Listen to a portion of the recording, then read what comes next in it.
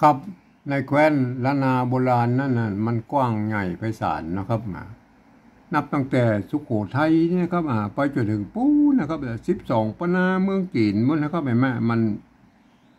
มีหลายเผ่าพันธุ์นะครับที่เปิ้นอาศัยอยู่ในแคว้นนี้นะครับอย่างเช่นนะไตยวนไตละไตลือไตเขินไตยองนะครับแม่4-5เผ่าพันธุ์นะครับแม่อันหมู่นี้บนใจ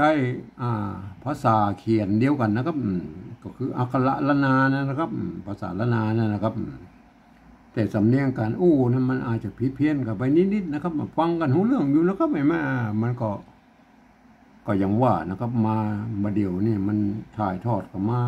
9 รุ่น10 รุ่นนะครับไม่มามันก็บาปลายถึงปลายแล้วเดี๋ยวนี้มันโหกันไปหมดแล้วนะครับมันก็บอกฮู้เผ่าพันธุ์ใดเป็นเผ่าพันธุ์ใดแล้วนะครับมันก็ยังว่านะครับภาษาเขียนนะครับบางครั้งภาษาละนาเนี่ยบางครั้งมันก็เหมือนกันนะส่วนใหญ่นะครับแต่บางครั้งนี่มันเอาไปหันบางกรรมที่มันมาเหมือนกันนะครับเฮาก็จะไปว่าฝ่ายนั้นเขียนผิดเขียนถูกมันก็เฮาก็ว่าไม่ได้นะเฮามาวิเคราะห์กันเลยนะครับตามหลักภาษาละนานะครับวันนี้มันจะถึงคำว่าปูนะครับปูนะปูกินมากปูกินมากกินอย่างนั้นปูน่ะใบปูนะครับใบปูนะครับหรืออาจจะเป็นปูดอยก็ได้นะครับก็แล้วแต่นะครับปูกินมากเนี่ยปูมันเสียง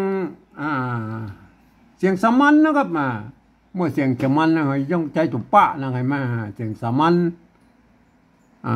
เสียงสามัญเสียงโทปกตินะครับเสียงตีนะครับใจตุปะนะครับอันเสียงเอกนะครับเสียงโทพิเศษนะครับเสียงจัตวานะครับมันก็จะต้องใจตุปะนะครับอักษรสูงนะครับอันนี้ตุปะอักษรต่ำนะแม่ก็แบ่งคนละ3 เสียงนะครับแม่ปูนะครับตุปะนะครับปูก็ใส่ไม่กูครับปูก็ใส่ไม่กูง่ายกว่าครับเห็นไหมมันก็ไม่ยากนะครับเห็นไหมปูแต่บางครั้งนี่เขาไปหันป่นเขียนอย่างอี้นะครับเห็นไหมป่นเขียนอย่างอี้เอาตัวปะนะเอาตัวละมากำอย่างอี้เลยแม่แล้วพวกไอ้ใส่ไม่กูทั้งลุ่มนี่แม่อย่างอี้แม่ไม่กูนี่ไม่กูโทษทีไม่กูนี่อันนี้ไอ้แม่ตามหลักภาษาละนาแล้วไอ้แม่อันตัวปะนะเอาตัวละมากำเลยแม่เปิ้นมาอ่านนะครับเปิ้นมาอ่านตัวละนี่นะครับเปิ้นอ่านตัวปะกับไม่กูอย่างเดียวก็อ่านว่าปูนะครับไม่ใช่ปลูไม่ใช่ปลูนะครับไม่ใช่ปลูนะครับอย่างนี้อย่างโบราณนะเราจะไปเจอนะคำว่าอย่างนี้เห็นไหม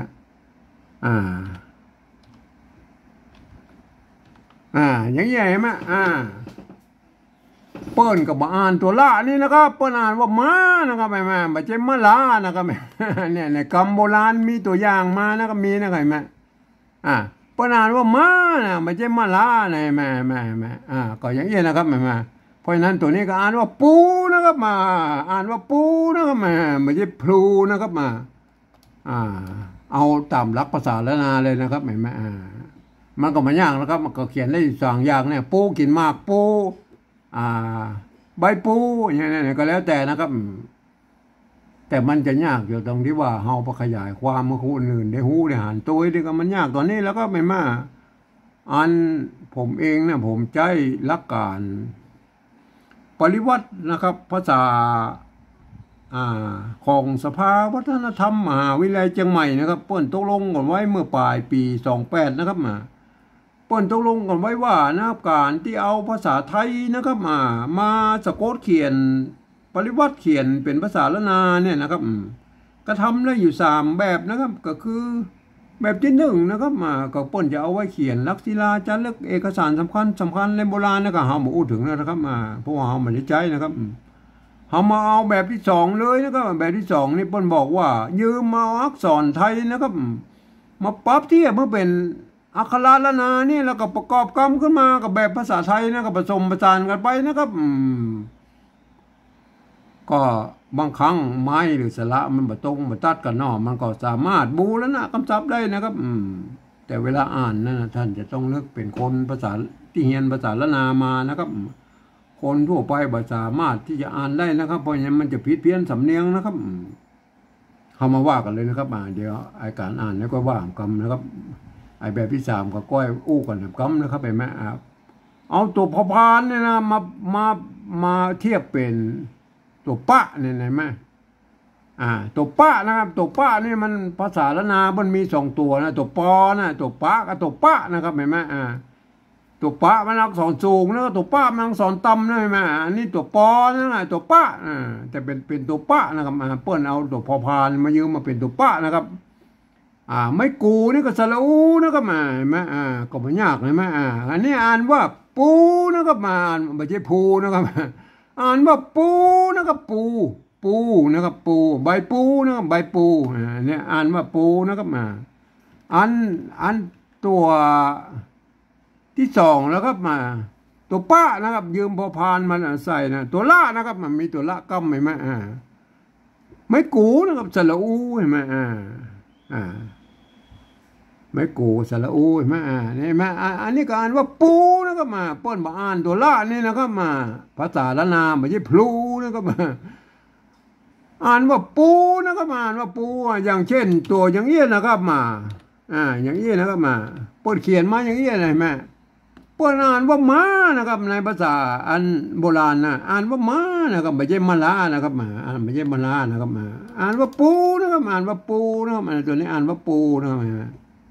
อันนี้แบบที่สองได้เลยไหมจะเขียนแบบใดก็ได้ก็อ่านว่าปูนะครับอ่านว่าปูนะครับไม่ใช่ปลูนะครับอันนี้มันใช่นะครับอ่านว่าปูเหมือนกันนะครับอ่านว่าปูเหมือนกันเห็นไหมได้ยินแล้วนะครับแบบที่สองนะครับอาจต้องเป็นภาษาคนที่เรียนภาษาละนามาอ่านนะครับเวลาอ่านนั้นต้องนึกถึงว่าอันเป็นอักขระละนานะตัวปะนะครับไม่กูนะครับตัวปะตัวละนะครับไม่กูนะครับต้องคนที่เรียนหูภาษาละนามาอ่านนะครับถ้ามาอ่านจะผิดเพี้ยนนะครับผิดเพี้ยนสำเนียงกันนะครับเห็นไหมอ่านแบบที่สามแล้วครับแบบที่สามนั้นเปิ้ลบอกไว้ว่านะครับฟังเอาเสียงภาษาละนาตำบลพวกนะครับอ่านออกมาอย่างไรนะครับก็เอาภาษาไทยนะครับเขียนไปจากนั้นนะครับเขียนไปจากนั้นออกมาอย่างไรก็ว่ากันไปนะครับก็เอาภาษาไทยเขียนเลยนะครับปู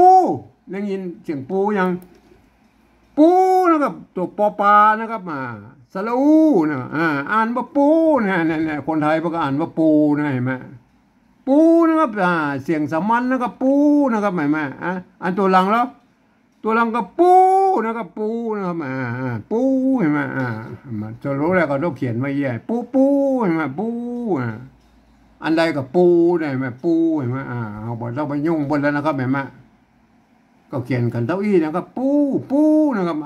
อันแบบที่สองแล้วครับอันแบบที่สองเนี่ยมันต้องดูว่าเป็นตัวปะนะครับอ่านว่าไม่กูอ่านว่าปูนะครับตัวปะนะครับตัวละไม่กูนะครับอ่านว่าปูนะครับเปิ้ลมาอ่านตัวละนี่ไหมอันภาษาละนาแล้วก็เขียนได้สองแบบนี่เห็นไหมตัวปะไม่กูตัวปะไม่ละกูไม่กูเห็นไหมอ่านว่าปูเห็นไหมตัวละกำนี่เปิ้ลมาอ่านก็เปิ้ลมาอ่านกันเปิ้ลก็อ่านว่าปูนะครับครับก็เอาไปพิจารณากันนะครับโบราณพวกเขียนมาอย่างนี้นะครับถ่ายทอดกันมาอย่างนี้นะครับเพราะฉะนั้นก็ท่านเอาไปศึกษานะครับไปเรียนรู้นะครับจากปักตืนโบราณนะพวกเขียนอย่างไรนะครับว่าอ่านกันอย่างไรนะครับหมายว่าก็ขอฝากกันไว้นะครับอย่าไปให้มันผิดเพี้ยนจากไอของโบราณนะครับวันนี้ผมก็ขอบรรยายเพียงแค่นี้นะครับ